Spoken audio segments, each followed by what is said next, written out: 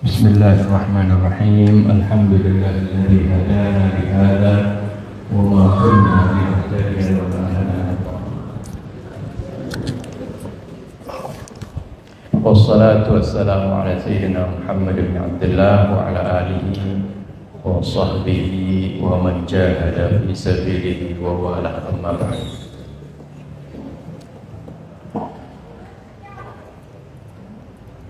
Anak-anakku sekalian dan juga para asatidzah yang dimuliakan Allah Subhanahu wa taala. Tadi Ustaz Husain sudah menerangkan hal tentang Isra Mi'raj.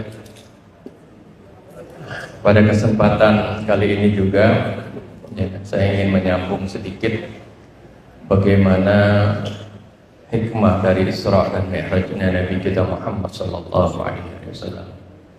Kalau dari peristiwanya, peristiwa Isra dan Mi'raj ini adalah peristiwa luar biasa di zaman Nabi. Dan karena mukjizat Nabi sallallahu alaihi wasallam biasanya Nabi ini bukan untuk umat yang hidup pada masa beliau saja, tapi Nabi kan diutus untuk umat yang zaman sekarang, yang dimana ilmu pengetahuan berkembang, jarak yang jauh bisa ditempuh dalam waktu singkat. Ternyata Nabi yang diutus 1400 tahun yang lalu, dimana untuk menempuh jarak yang jauh dari Masjidil Haram ke Masjidil Aqsa itu memerlukan waktu 1 bulan naik onta, bolak-balik berarti 2 bulan. Ini kemudian ditunjukkan bagaimana Rasulullah menempuh jalan dalam waktu singkat. Kalau dulu kan orang aneh, bahkan ada sebagian orang yang baru masuk Islam murtad lagi, gak percaya. Karena mereka melihat apa yang disabdakan oleh Nabi dan diceritakan oleh Nabi, dan juga diwahyukan oleh Allah dalam surat Al-Isra, itu diukur dengan akal manusia pada waktu itu. Akalnya belum nyampe.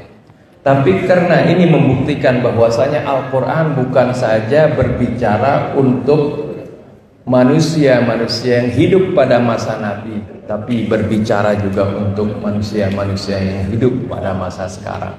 Kalau orang-orang yang hidup pada masa sekarang diberitahu, oh semalam saya pergi ke semalam saya habis dari Surabaya misalnya. Orang sekarang nggak aneh, karena oh dia naik pesawat berarti seperti itu. Tapi kalau orang dulu, wah mereka kamu gila ya seperti itu. Rasulullah SAW pun dianggap seperti orang kita. Tapi kalau orang menanggapinya dengan keimanan, dia percaya kepada Rasulullah, dia percaya apa yang disampaikan oleh Rasulullah dan juga apa yang difirmankan oleh Allah, maka itu semuanya dia bisa meyakininya. Seperti Sayyidina Abu Bakar As-Siddiq, ketika ada seorang datang dari kufar Quraisy kepada Sayyidina Abu Bakar, tujuannya wah Sayyidina Abu Bakar kan sudah beriman sudah lama dan setia kepada Nabi. Mungkin dengan berita yang nggak masuk akal ini nanti Sayyidina Abu Bakar bisa murtad gitu. Diceritakan, lihat sahabat kamu ngomongnya ngaco ini, masa semalam katanya dia dari Masjidil Aqsa, sekarang dia udah balik lagi di sini. Apa aja Sayyidina Abu Bakar bilang, saya percaya itu. Dan setiap hari saya dengarkan ayat-ayat Quran dari langit yang ketujuh. Artinya dari jarak yang begitu jauh, lebih jauh dari Masjidil Aqsa, saya percaya, apalagi hal ini masih dekat. Seperti itu. Ini adalah jawaban dengan keimanan. Jawaban orang yang beriman. Oleh karena itu, hendaknya keimanan kita kepada Al-Quran, kepada Allah Subhanahu wa taala yang memberitahukan tentang sesuatu Walaupun itu kita tidak percaya, akal kita belum sampai, tapi kita harus beriman. Oleh karena itu Allah puji mereka-mereka orang yang bertakwa itu alladzina yu'minuna bil ghaib. Orang yang beriman, orang yang bertakwa itu adalah mereka-mereka yang beriman dengan sesuatu yang gaib. Apa itu yang gaib? Yang nggak bisa dijangkau oleh indera mereka, oleh akal mereka, tapi itu diberitahukan oleh Allah Subhanahu wa taala. Mereka percaya, mereka yakin. Nah, ini sebenarnya hal ini tentang peristiwa Isra ini pun bisa dibuktikan. Arti segala sesuatu yang Allah sebutkan dalam Al-Quran ini pasti terus akan terbukti, akan dibuktikan oleh kemajuan zaman, termasuk peristiwa Isra Mi'raj ini yang dulu dianggap aneh tapi sekarang bisa dibuktikan oleh ilmu pengetahuan dan teknologi seperti itu. Banyak sekali keajaiban-keajaiban, bukan saja peristiwa Isra-nya maupun apalagi Mi'raj-nya Nabi kita Muhammad SAW. Ini hal-hal yang sampai sekarang belum ada makhluk yang artinya mencapai suatu tingkatan yang begitu tinggi yang dicapai oleh Nabi kita Muhammad SAW. Tapi kita percaya hal itu karena diceritakan oleh Allah dalam Al-Quran. Mengenai peristiwa Isra-nya diterangkan dalam surah Al-Isra ayat 1. Adapun peristiwa Mi'raj-nya diterangkan oleh Allah dalam surah An-Najm. An-Najm. Dari kedua peristiwa ini yang diperjalankan oleh Allah kepada nabinya, ini tujuannya apa, Pak? Tujuan dari Isra dan Mi'raj. Mi'raj misalnya tujuannya apa? Antum pernah dengar? Tujuan dari Isra dan Mi'raj Nabi kita Muhammad SAW apa? Ayo, yang jawab. Tujuannya apa? Pernah dengar nggak? Tujuan dari Mi'rajnya Nabi kita Muhammad SAW. Kenapa? Sering ya kita dengar untuk menerima wahyu perintah sholat, ya kan itu kan? Kalau menerima wahyu perintah, suatu perintah bisa Allah wahyukan, bahkan setiap hari Rasulullah mendapatkan wahyu. Tidak mesti ke Sidratil Muntaha. Tujuannya disebutkan dalam Al-Quran itu sendiri. Tujuannya adalah linuriyahu min ayatina. Allah ingin memperlihatkan kepada Nabi tanda-tanda kebesaran kami. Ini baik di surah Al-Isra, Allah sebutkan itu.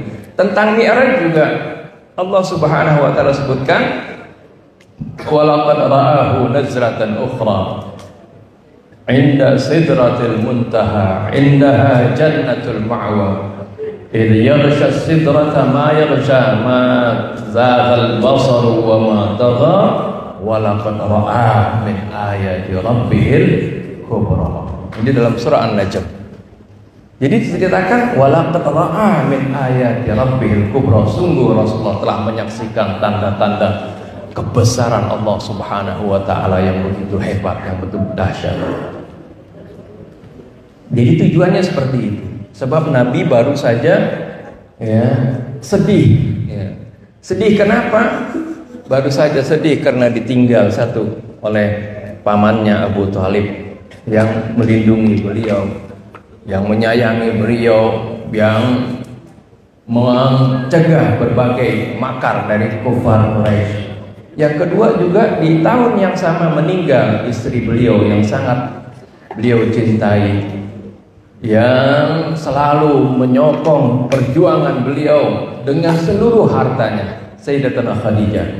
Sayyidatuna Khadijah ini adalah seorang konglomerat, orang kaya besar di Quraisy pada waktu itu. Hartanya dikorbankan untuk membela dakwah Islam sampai waktu meninggal hartanya habis. Rasulullah begitu bersedih. Allah Subhanahu wa taala ingin menunjukkan kebesaran Allah Subhanahu, memperlihatkan kekuasaan Allah Subhanahu wa taala. bahwasanya Allah senantiasa mendukung nabinya. Allah yang maha besar ini. Adapun perintah sholat, ya, Allah berikan kewajibannya itu ketika beliau Rasulullah SAW di Sidratul Muntaha. Ini bukan tujuannya, tapi ini ibarat orang bepergian. Kalau bepergian, pergi ke Jogja, kita supaya orang di rumah supaya senang, kita apa? Beli oleh-oleh. Ada oleh-oleh yang buat orang yang di rumah. Jadi sholat ini ya bagaikan oleh-oleh. Ini adalah kewajiban dari Allah. Ini seperti oleh-oleh dari Allah Subhanahu wa ta'ala kepada umatnya, umat Nabi. Jadi agar supaya kita juga dapat merasakan apa yang dialami oleh Nabi kita Muhammad SAW. Bagaimana Rasulullah SAW berdialog kepada Allah Subhanahu wa ta'ala miwarai hijab, nanti tampak melihatnya. Jadi berdialog dengan Allah, bermunajat kepada Allah di tempat yang mulia. Yang malaikat Jibril pun tidak mencapai ke sana. Kita pun diberikan kesempatan untuk berdialog dengan Allah, yaitu melalui salat. Jadi salat ini kewajiban, sebenarnya bukan beban, ini anugerah dari Allah Subhanahu wa ta'ala. Ini kewajiban salat ini tidak seperti kewajiban yang lain. Istimewa sekali karena ini anugerah yang begitu besar dari Allah. Yaitu seperti antum bayangkan, antum punya HP yang bisa berhubungan dengan misalnya orang tua yang jauh, ya kan pengen berhubungan. Kalau nggak punya HP nggak bisa berhubungan. Seperti itu. Ini sebagai analogi saja ya. Nah, begitu juga seperti kita berhubungan dengan presiden misalnya. Nggak setiap orang bisa berhubungan. Tapi kalau itu dikasih nomor khusus, nah ini bisa berhubungan. Wow, bangga sekali seperti itu. Ini Allah Subhanahu wa ta'ala memberikan sarana. Karena Allah sangat sayang kepada hambanya, sarana untuk berkomunikasi. Karena Allah Subhanahu wa ta'ala sudah menetapkan kita hidup di dunia ini pasti menghadapi cobaan. Allah Subhanahu wa ta'ala siapkan, sudah ada cobaan macam-macam yang akan menghadapi kita. Apalagi ya, ada penggoda yang sangat dahsyat, yaitu iblis, ya, syaitan yang selalu akan menghalangi kita untuk berbuat baik. Allah Subhanahu wa ta'ala berikan sarana untuk kita selalu bisa berkomunikasi dengan, bermunajat kepada Allah, bisa kita kepada Allah, yaitu dengan sholat. Sehingga Rasulullah katakan, man arada ayyukallimallah falyusalli. Barang siapa yang ingin mengajak bicara Allah, bermunajat, mengungkapkan segala keluh kesah kita. Kita punya banyak keluh kesah, kita punya banyak cita-cita, keinginan. Adukan kepada Allah Subhanahu wa ta'ala. Kata Rasulullah, falyusalli, hendaklah dia sholat. Ya. Sebaliknya kalau ingin dengar apa yang Allah bicarakan kepada kita, wa man arada ayyukallimahullah, barang siapa yang ingin diajak bicara oleh Allah, falyaqra'il Qur'an, hendaklah dia baca Quran. Karena Al-Quran kan firman Allah. Ini jadi Allah berikan sarana kepada kita, sarana komunikasi dua arah antara kita dengan Allah dengan sholat. Jadi sholat jangan antum rasakan ini beban. Ini adalah anugerah dari Allah, supaya kita selalu ingat kepada Allah. Sebab kalau kita lupa Allah, setan yang dekat. Ya, wa man a'rada an dzikri fa inna lahu ma'isyatan dhanka wa nahsyuruhu yaumal qiyamati a'ma. Ya, qala rabbi lima hasyartani a'ma wa qad kuntu basira. Ya, seperti itu. Barang siapa yang berpaling dari mengingatku, maka dia akan mendapatkan kehidupan yang sempit. Nah, ini di dalam ayat yang lain wa man ya'shu an dzikrir rahmani nuqayyid lahu syaitanan fa huwa lahu qarin. Barang siapa yang melupakan dari mengingat Allah, maka kami jadikan setanlah yang meliputi dirinya. Dia digoda, gampang digoda oleh setan karena dia jauh dari Allah. Jadi Allah yang Maha Rahman Rahim memberikan kewajiban menganugerahkan kita kewajiban salat 5 waktu agar supaya kita selalu dekat dan bisa berhubungan dengan Allah, supaya kita selalu mengingat Allah Subhanahu wa taala. Dan dengan mengingat Allah, Allah senantiasa akan mengingat kita dan tentunya akan mengabulkan segala hajat kita. Ini saja mungkin yang dapat saya sampaikan karena saya juga akan hadir rapat. Semoga bermanfaat. Billahi taufiq wal hidayah. Assalamualaikum warahmatullahi wabarakatuh.